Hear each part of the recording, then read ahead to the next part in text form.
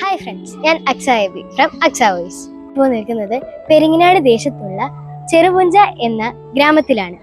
അവിടെ പെരിങ്ങനാട് രാധാകൃഷ്ണൻ എന്ന അറിയപ്പെടുന്ന ജ്യോത്സ്യന്റെ വസതിയിലാണ്. അദ്ദേഹം ഒരു ജ്യോത്സ്യനാണ്, അതുപോലെ തന്നെ ഒരു ചിത്രകാരൻ കൂടിയാണ്. അപ്പോൾ ആ വലിയ കലാകാരനെ നമുക്കൊന്ന് പരിചയപ്പെട്ടാലോ? നമസ്കാരം ചേട്ടാ. നമസ്കാരം. അക്സാ വോയിസിൻ്റെ എല്ലാ പ്രേക്ഷകർക്കും എൻ്റെ വിനീതമായ നമസ്കാരം. ഞാൻ രാധാകൃഷ്ണൻ, പെരിങ്ങനാട് ജ്യോതിഷിയാണ്. ഞാൻ വർഷങ്ങളായിട്ട് ജ്യോതിഷ രംഗത്ത് സജീവമായിട്ട് പ്രവർത്തിച്ചുകൊണ്ടിരിക്കുന്നു.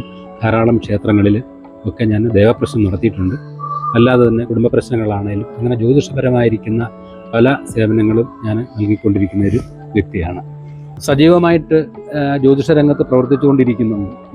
അപ്പോൾ ധാരാളം ആളുകൾ അവർക്ക് വേണ്ടുന്നതായ മാർഗനിർദ്ദേശങ്ങളൊക്കെ ജ്യോതിഷത്തിൻ്റെ ബേസിലൂടെ തന്നെ നൽകാറുമുണ്ട്.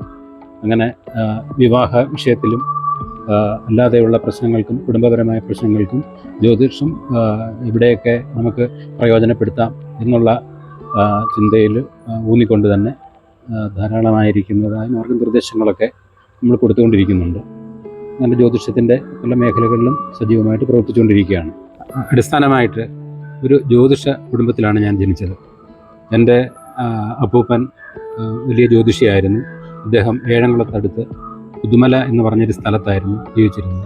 അദ്ദേഹത്തിൻ്റെ കീഴിലാണ് ഞാൻ ജ്യോതിഷത്തിൻ്റെ ബാലപാഠങ്ങളൊക്കെ അഭ്യസിക്കുന്നത്. അന്ന് ഞാൻ 4ാം ക്ലാസ്സിൽ പഠിക്കുന്ന സമയത്താണ് എന്നെ ജ്യോതിഷം അദ്ദേഹം തുടങ്ങിച്ചത്. അതിനുശേഷം പിന്നെ പഠനങ്ങളൊക്കെ നടത്തി പറക്കോട് PGM സ്കൂളിൽ ഞാൻ ഹൈസ്കൂൾ വിദ്യാഭ്യാസം, അതിനുശേഷം പത്തനാപുരം മാലൂർ സെൻറ്റ് സ്റ്റീഫൻസ് കോളേജിൽ വിദ്യാഭ്യാസം കഴിച്ചു. തുടർന്ന് ഞാൻ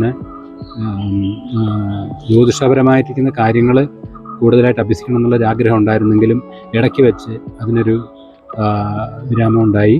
എനിക്ക് പുറത്തു പോകേണ്ടതായിട്ട് വന്നു. അങ്ങനെ ഞാൻ മഹാരാഷ്ട്രയിൽ കുറേ കാലം നല്ല ഒരു അഡ്വർടൈസിങ് ഏജൻസിയിൽ എനിക്ക് ജോലി കിട്ടി. ഞാൻ അങ്ങനെ ജോലി ചെയ്ത് വരികയുണ്ടായി.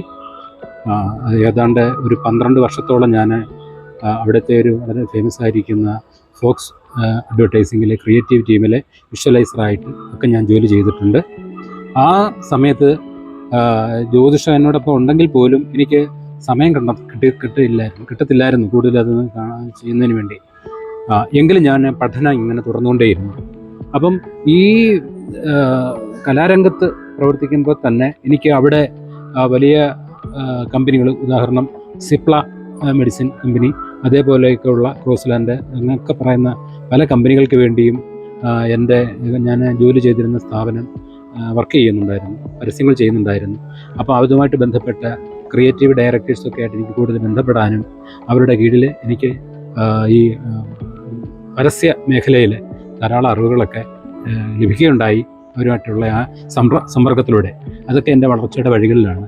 അതോടൊപ്പം തന്നെ ഞാൻ ഈ ചിത്രരചന ചെയ്യുന്നുണ്ടായിരുന്നു. എൻ്റെ ചിത്രങ്ങൾക്ക് 2-3 തവണ അവാർഡ് കിട്ടുകയുണ്ടായിട്ടുണ്ട്. ബോംബെ അഡ്വർടൈസിങ് ക്ലബ്ബ് ഏർപ്പെടുത്തിയിരിക്കുന്ന ഇല്ലസ്ട്രേഷന്, അതേപോലെ തന്നെ ക്രിയേറ്റീവായിട്ടുള്ള ചിന്തകൾ വെച്ചുകൊണ്ട് അതിനെ അടിസ്ഥാനപ്പെടുത്തിയിട്ടുള്ള ചിത്രങ്ങളൊക്കെ ഞാൻ വരച്ചിട്ടുണ്ട്. അതൊക്കെ ഞാൻ ഫേസ്ബുക്ക് വഴിയൊക്കെ കുറേയൊക്കെ ഞാൻ പബ്ലിഷ് ചെയ്തിട്ടുണ്ടായിരുന്നു. പിന്നെ കുറേ കാലം അവിടെ അങ്ങനെ തുടർന്നു. 12 വർഷത്തിന് ശേഷം എനിക്ക് തിരിച്ച് നാട്ടിലെത്തേണ്ടി വന്നു. അവിടെ വന്നതിന് ശേഷം ഞാൻ ജ്യോതിഷം സജീവമായിട്ട് പഠനം നടത്തി. കുറിച്ചി, അതായത് ചങ്ങനാശ്ശേരിക്ക് അടുത്ത് കുറിച്ചി ജ്യോതിഷ വിദ്യാപീഠത്തിൽ ഞാനൊരു 7 വർഷത്തോളം ശ്രീ ഓമനക്കുട്ടൻ ജ്യോത്സ്യർ അവരുടെ കീഴിൽ ജ്യോതിഷം അഭ്യസിക്കുകയുണ്ടായി. അങ്ങനെയാണ് ജ്യോതിഷത്തിലേക്ക് സജീവമായിട്ട് ഞാൻ വരുന്നത്. തുടർന്ന് അനവധി ഗുരുക്കന്മാരുടെയൊക്കെ കീഴിൽ ജ്യോതിഷം അഭ്യസിച്ചു. പിന്നീട് ഞാൻ ഗവൺമെൻറ് സംസ്കൃത കോളേജിൽ ചേർന്നിട്ട് ജ്യോതിഷ പ്രതിഭ വരെയുള്ള 6 കോഴ്സുകൾ പൂർത്തീകരിക്കാൻ കഴിഞ്ഞു. ഇതിനോടൊപ്പം തന്നെ ദേവപ്രശ്ന വേദികളിലൊക്കെ ഞാൻ ധാരാളമായിട്ട് പങ്കെടുക്കുകയും അല്ലാതെയുള്ള ജ്യോതിഷപരമായിരിക്കുന്ന ഉപദേശങ്ങളൊക്കെ എനിക്ക് എന്നെ ആശ്രയിച്ച് വരുന്നവർക്കൊക്കെ നൽകാൻ കഴിഞ്ഞിട്ടുണ്ട്. ഇപ്പോഴും അത് തുടരുന്നുണ്ട്.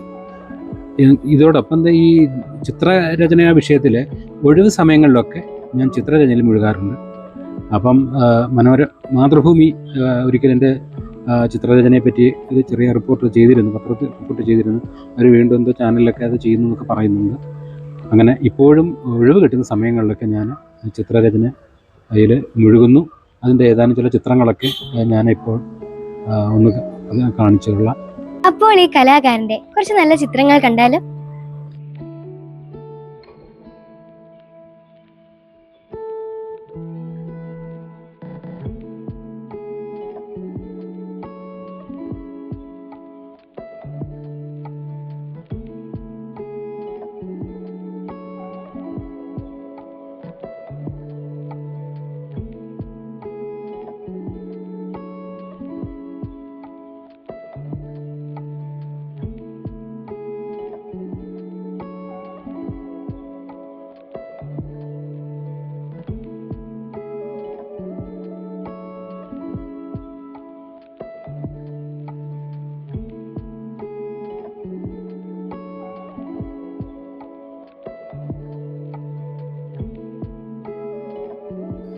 അക്സാമോളുടെ അക്സ വോയിസ് ചാനൽ എല്ലാവരും സബ്സ്ക്രൈബ് ചെയ്യുക. ധാരാളം നല്ല നല്ല വീഡിയോസുകൾ ഈ ചാനലിലൂടെ വന്നുകൊണ്ടിരിക്കുകയാണ്. അത് എല്ലാ ഉത്സവങ്ങളെ പോലെ തന്നെ പല പല നല്ല സംഭവങ്ങൾ ഒക്കെ നടക്കുന്നതെല്ലാം റിപ്പോർട്ട് ചെയ്യുകയും ഇൻ്റർവ്യൂ നടത്തുകയൊക്കെ ചെയ്ത് നിങ്ങളിലോട്ട് രസകരമായിരിക്കുന്നതും വളരെ സന്തോഷപ്രദാനം ചെയ്യുന്നതുമായിരിക്കുന്നതായ ചാനലുകൾ ധാരാളം പ്രോഗ്രാംസുകൾ ഇങ്ങനെ ഈ അക്സ വോയിസ് വഴി വന്നുകൊണ്ടിരിക്കുകയാണ്. എല്ലാവരും സപ്പോർട്ട് ചെയ്യുക, സബ്സ്ക്രൈബ് ചെയ്യുക. എല്ലാവർക്കും എൻ്റെ ഹൃദ്യമായ ഉത്സവാശംസകൾ. നന്ദി, നമസ്കാരം.